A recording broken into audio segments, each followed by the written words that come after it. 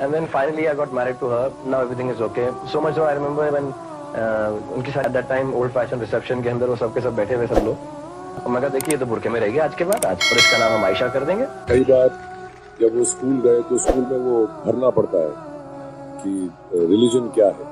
तो जब मेरी बेटी छोटी थी तो उसने आके पूछा भी मुझसे एक बार कि पापा हम कौन से रिलीजन के हैं। तो मैंने उसमें ये लिखा कि हम इंडियन ही हैं यार, कोई रिलीजन नहीं है और होना भी नहीं चाहिए। ऐसा हो कि वो मुस्लिम लड़का हिंदू लड़की के घर में नमाज पढ़े और वो हिंदू लड़की उसके घर में जाकर पूजा भी करे, तो ये क्या जायज है या नाजायज है?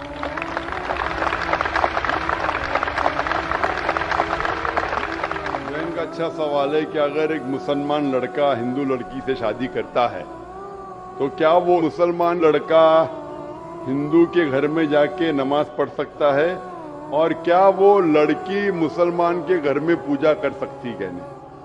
सबसे पहले कुछ शराइत है हर चीज के।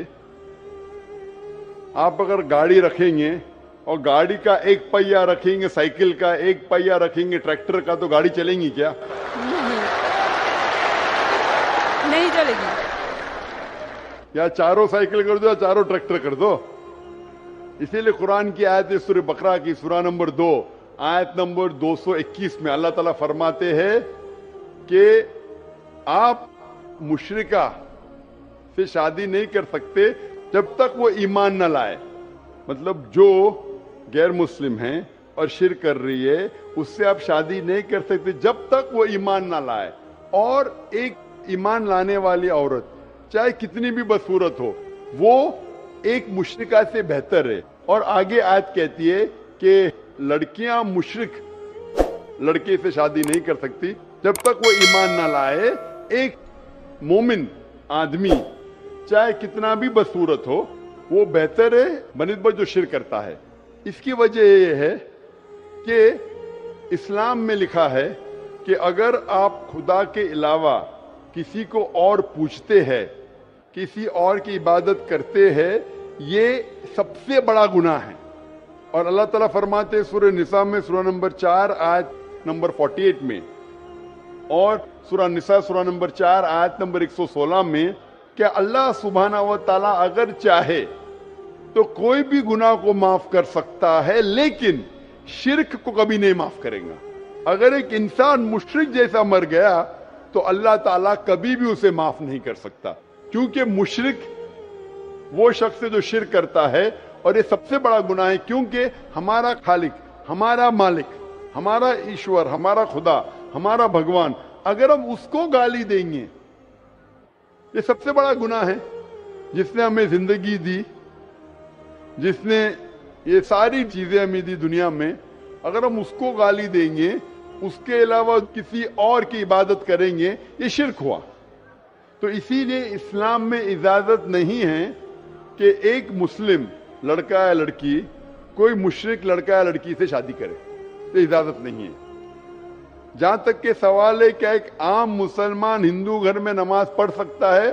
अगर उसके सामने कोई मूर्ति नहीं है तो वो नमाज कहां भी पढ़ सकता है अगर जगह साफ है। हमारे रसूल मोहम्मद सल्लल्लाहु अलैहि वसल्लम फरमाते कि सारी दुनिया, सारी धरती मोमिन के लिए मस्जिद है। यानी सारी दुनिया आप कहां भी नमाज पढ़ सकते, देखना चाहिए कि साफ है, आप नमाज पढ़ सकते। तो ये आप जाके अगर हिंदू का घर में जाते हैं और वह साफ है, कोई मूर्ति आगे नहीं है, तो नमाज पढ़ने में कोई हर्ज नहीं है। जरूरी नहीं है कि आपको शादी करना चाहिए फिर आप नमाज पढ़ सकते। शादी करने की जरूरत नहीं है, नमाज पढ़ने का अगर साफ जगह है तो कोई हर्ज नहीं। इसीलिए शादी के लिए शर्त है कि दोनों का ईमान हो। और अगर आप हिंदू मजहब पढ़ेंगे तो हिंदू मजहबी किताब में भी यही लिखा है जो मैंने पहले पेश किया, पहला जो सवाल था भाई साहब का, और मैंने कहा कि हिंदू मजहब में भी यही लिखा है, ना तस्य प्रतिमास्ति, उस ईश्वर, उस भगवान, उस खुदा का कोई अक्स नहीं, कोई मूर्ति नहीं, कोई फोटोग्राफ नहीं, कोई पेंटिंग नहीं, कोई पोर्ट्रेट नहीं, कोई आइडल नहीं, कोई स्टैच्यू नहीं। अगर ये मान ले कि कम से कम जो यकसा है हिंदू और इस्लाम के मजहबी किताब में, कम से कम उसके ऊपर अमल करे तो अक्सर हमारे मुश्किलात दूर हो जाएंगी। जो यकसा नहीं है उसको कल डिस्कस कर सकते हैं। और अगर आप तहकीक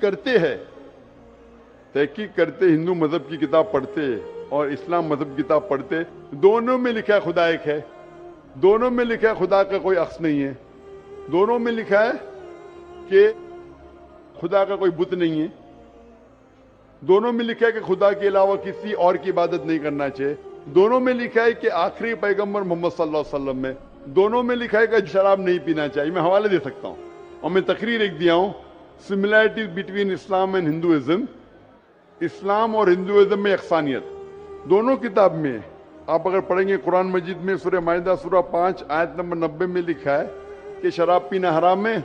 अब Manusmriti chapter number 9 verse number 225 पढ़ेंगे, उसमें लिखा है शराब पीना हराम है।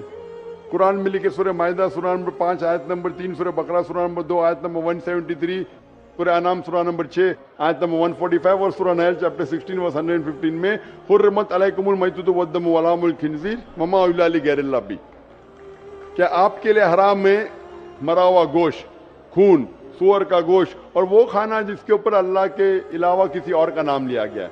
आप अगर हिंदू मजहबी किताब पढ़ेंगे उसमें भी लिखा है क्या सूअर का गोश्त खाना हराम है। अगर आप तहकीक करेंगे काफी यकसानियत है।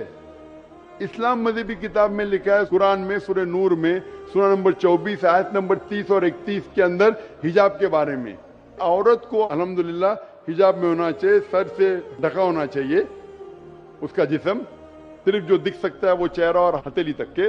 आप अगर हिंदू मजहब किताब पढ़ेंगे ऋग्वेद बुक नंबर 8 में लिखा है और ऋग्वेद बुक नंबर 10 में भी लिखा हुआ है कि औरत को अपने सिर के पल्लों को डालना चाहिए चेहरे पे। ऋग्वेद में भी लिखा है कि जब मर्द को देखे तो नजर नीचे करना चाहिए। ये कुरान मजीद में लिखा है सूरह नूर सूरह नंबर 24 आयत नंबर 30 और 31 कि जब भी कोई खातून मर्द को देखती है जो उसका शौहर या करीबी रिश्तेदार नहीं है, और जब भी कोई मर्द कोई औरत को देखता है और करीब रिश्तेदार नहीं है तो उसे नजर नीचे करना चाहिए। तो इस तरीके से आप तहकीक करेंगे, जो यकसानियत है उसके ऊपर तो अमल करो।